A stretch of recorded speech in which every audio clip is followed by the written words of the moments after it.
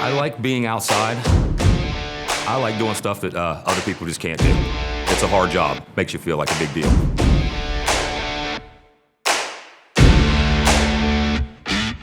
I'm Zach Taylor. I'm the new line worker instructor at the Tulsa Welding School Dallas campus for the line worker program.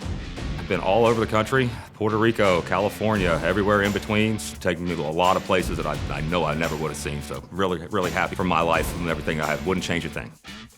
It is nice to help people. It's a sense of accomplishment when you get it done, when you turn on a whole neighborhood and everybody comes out and starts clapping or having a party. It's pretty cool.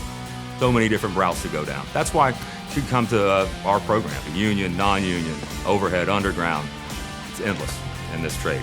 Looking forward to having everybody come to Tulsa Welding School, Dallas campus for the line worker program. Stop by. It's going to be exciting. Getting started June 26th. Come on down, show you around.